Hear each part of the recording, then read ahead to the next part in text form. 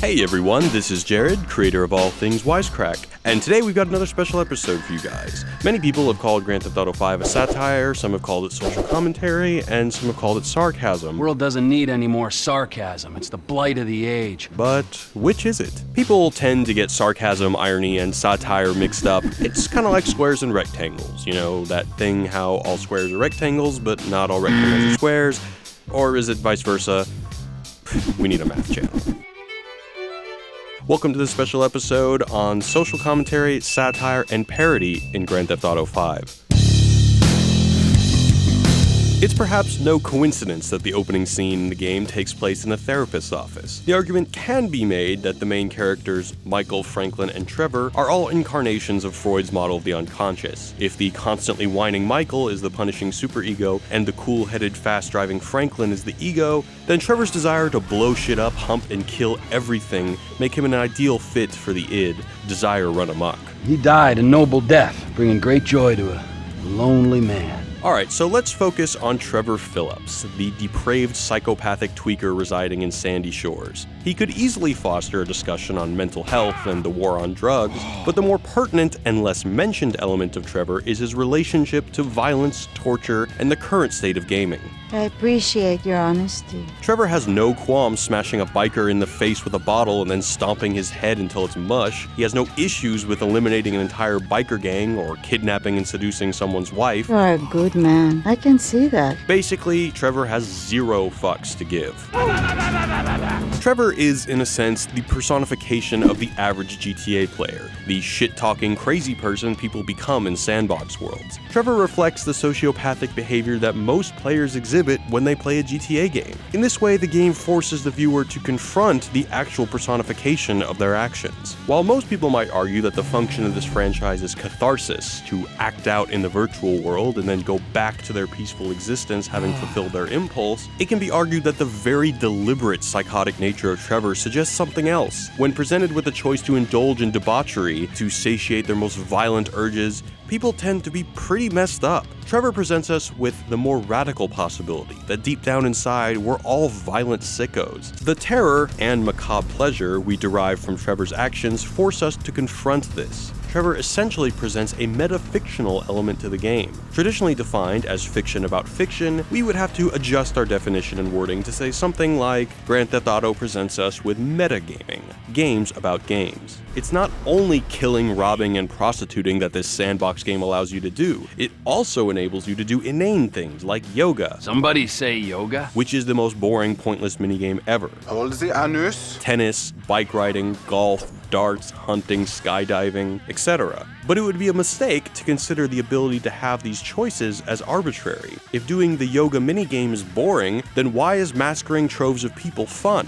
The game has received so much flack over the years for supposedly empowering the gamer to random acts of violence. But in GTA 5, the player is presented with viable, peaceful alternatives. Playing the yoga minigame is just as viable as random drive-bys, yet people usually choose to bask in destruction and chaos. In that way, the game developers make a statement about how we project our own psyche and desire onto the game, and not the developers empowering us. Nowhere is this clearer than the most controversial scene in GTA 5, where Trevor tortures an informant for the FIB. Look at me, I am a genuine government man.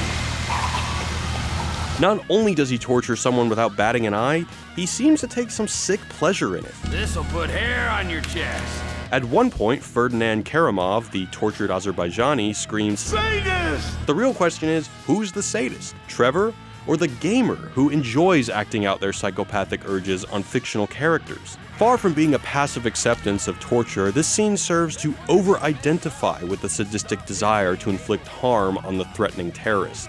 Over-identification is a loaded term that is best described as a sort of radical reproduction of what is deemed taboo. It's a tactic of performance that undermines power through mimicry. The government knows what's best for you. By forcing the player to violently play out the very tactics of, quote, advanced interrogation techniques, it creates the possibility of provoking a strong reaction from the gamer, whether it be disgust, thereby subverting the ideology of the war on terror, or even sadistic enjoyment. This is a form of satire. According to the Bedford Glossary of Critical and Literary Terms, satire's goal is not to abuse so much as to provoke a response, ideally with some kind of reform. It's easy to lampoon a character that wakes up in his underwear under a bridge covered in puke and blood and has no problem murdering an entire gang to take over their turf. But the more difficult thing is to see how Trevor's explosion of the fourth wall creates a reflection for the gamer that forces a confrontation with our true psychic selves and our actual feelings about gruesome violence. I'm sorry I showed my thingy, okay? Continuing on to part 2, in which we interrogate Michael DeSantos, the California lifestyle, parody, and the media. Like Mel Brooks' movies, the world of Los Santos is a somewhat askew representation of reality. In many ways, Grand Theft Auto is a parody, or as it is defined, a form of high burlesque that imitates a specific literary work or style of an author for comic effect, usually to ridicule or criticize that work, author, or style. Parody is often used to make a satiric or even political point. Android phones are Badger phones. Apple is replaced by iFruit. Fox News is Weasel News, even complete with a fictional news ticker. American Idol is Fame or Shame. The Mark Zuckerberg, Bill Gates, and Steve Jobs of the world are all combined to make Jay Norris. Google Maps is iFind, and Facebook is Life Invader. Michael DeSantos, a retired bank robber in witness protection, provides a conduit to discuss the cliché California lifestyle concerned with the economy, capitalism, personal fitness, paparazzi, celebrity, and all forms of media. Michael is the only character that routinely watches TV and is enamored with old movies, a parody of the stereotypical Los Angelino. Likewise, Michael's wife is enamored with her tennis coach and her yoga instructor. Back into my pelvis. Michael one-straps his backpack, listens to horrible music. His son has identity issues. Come on, dude, I get real crazy. His psychologist is utterly inept, cynical, and greedy. Family work is a little more expensive. What, double?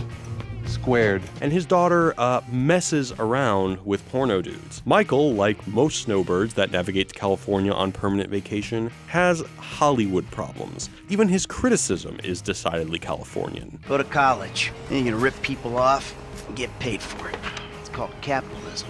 Michael rails against capitalism, but doesn't risk anything. He's still chasing that San Andrean dream. I was just lost in an 80s movie fantasy. Michael is smug in his criticism of capitalism, but he still owns a yacht, a fancy house, tricked out cars, several giant televisions, a tennis court, pool, and a decent collection of snazzy cargo short with sandal ensembles. Michael doesn't really challenge the underlying logic of consumption. He just sort of complains, like most people in Hollywood. Hypocrisy, Franklin. Civilization's greatest virtue. The setting of the game world itself is a tongue-in-cheek play on real California locations. Vespucci Beach is Venice Beach, Vinewood is Hollywood, Del Perro Pier is the Santa Monica Pier, the famous Watts Towers are renamed the Jefferson Towers, Compton is reimagined as Davis, Long Beach is Cypress Flats, the Pacific Palisades are renamed the Pacific Bluffs, Bel Air becomes Richmond, or Rich Man, and the Salton Sea is renamed the Alamo Sea, where the surrounding desert in GTA is the Sandy Shores, where in reality, that area is the hipster sands of the Coachella Valley. Grand Theft Auto 5 goes to ridiculous lengths to ensure verisimilitude. The amount of hours and labor spent to create such an enormous living, breathing environment is outstanding. The attempt to create a world that seems real to the player is commendable, but perhaps at times a little bit too real. To the point that Lindsay Lohan has sued Rockstar over the use of her likeness for the creation of the character Lacey Jonas, a former child star who has exiled her parents and is constantly mobbed by the paparazzi.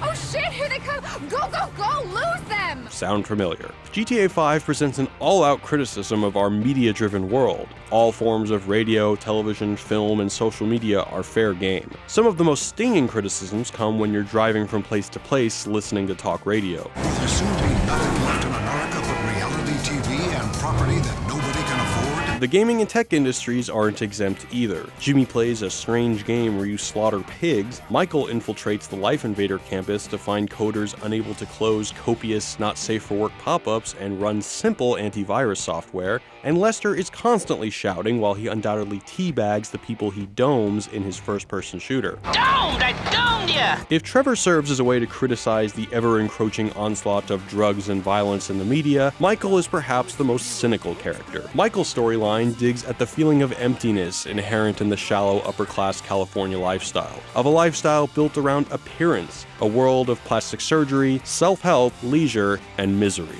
Continue with Female Bump. You guys are going to the finals. Our third section, in which we discuss Franklin, the commodification and appropriation of black culture, and white-collar crime. Franklin Clinton, an ambitious youth from South Los Santos, serves as a sort of catalyst for the game. Franklin's repossession of Jimmy's vehicle is the precipitating event that brings Michael out of retirement. But it is Franklin's role in the market that serves as a critical starting point for our discussion. When Lester asks Franklin to make moves to ensure the manipulation of the stock market, an interesting contrast is made. No matter how many people disappear, no matter how suspicious the deaths may be, no matter how much money is made betting on the stock market, no one is ever sent to jail. You literally cannot get caught for insider trading in GTA 5, which is pretty funny given Franklin's hatred of pyramid schemes. That's some fucking pyramid scheme bullshit. If GTA is a satire on our contemporary condition, is it any wonder that the people that make millions and billions of dollars dubiously rarely ever see the inside of a jail cell? Some of the government, some of it is pretty corrupt. Not your bit, right? Yes, but we're corrupt in a good way. While economic corruption may be something that goes unpunished, it doesn't mean the police aren't out in force. The lack of effort to capture white-collar criminals is contrasted with the very real violence that people deal with in the inner city. Whether it be criminal in nature or the violence from the police, the LSPD's motto is literally obey and survive. The LSPD are a caricature of the LAPD, whose history of race relations is, well, stellar. See what I did there? That's sarcasm. Complicated relations with race are explored with Franklin. Each character that isn't a person of color adapts their own version of street vernacular when they interact with him. Let's trick this whip, homie. We shooting shit up, spraying some motherfuckers. I can drive by with the best of them. What it is, Holmes? Trevor, Jimmy, and Devin all change the way they speak when they see Franklin. Jimmy, in particular, serves as a sort of foil to Franklin. Brother from another mother. A sort of way to prove his authentic blackness. Jimmy merely wears blackness like a mask. The game does its best to assure us that Franklin is real. Whenever he smokes weed from the marijuana lobbyist, he doesn't see aliens like Michael does. He just shrugs it off. Man, this seems a little dry. Because the lobbyist has weak shit compared to the chronic that Franklin smokes on the reg. Appropriation of black culture is an important discussion. In the end, Jimmy can act black whenever he wants, but he doesn't have to deal with any of the daily realities of being a person of color in America. Not unlike the player who gets to pick up the controller and play a quote original gangsta whenever they flip over to Franklin. This is much deeper than it seems. The player is allowed distance from the racial politics of GTA. They believe themselves to be part of the solution and not part of the problem. They aren't acting like Jizzle. It's hot out there on the streets like a pimp, ain't it? What GTA 5 confronts is the desire for a guilt-free solution to racism, by asking the player to laugh at white people awkwardly attempting to pass as black, while they literally control a stereotypical shadow of a black male. Which is pretty ironic given the number of white kids in the suburbs feeling smug because they know they aren't Jizzle. At least they think they aren't. They may not have the poser swag and stupid name, but they do get to participate in drive-bys, get in gang wars, and smoke weed, all while believing Franklin to be an accurate depiction of an authentic black male. Just as Jizzle lives vicariously through Franklin and the vitality of black culture, You're the black brother I never had. GTA 5 self-reflexively makes the audience experience the very same gratification. It makes a more interesting statement on racial politics than just shaming old people and pointing fingers. To say that GTA 5 can be reduced to just a game about stealing cars and blowing stuff up is perhaps a mistake. I mean, it's about so much more, like strip clubs, drug deals, and turf wars. Sure, it's possible to focus on the sensational aspects of the game, but to just see it as something that glorifies sex, violence, and drug use is to choose to be on the outside of a long string of inside jokes. To paraphrase a popular song about missing the point, you'd be the type of person who likes to sing along and shoot their gun, but you wouldn't know what it means. Michael, Trevor, and Franklin all serve to destabilize the player's ability to believe in the validity and seriousness of the world that they play in. Grand Theft Auto is less an opportunity to indulge in debauchery and is more like a mirror that shows America its true nature. Perhaps the writers aren't vindictive sadists that profit off suffering, but rather are craftsmen that use the supposed glorification of sex, violence, and torture to create a masterful criticism of American culture.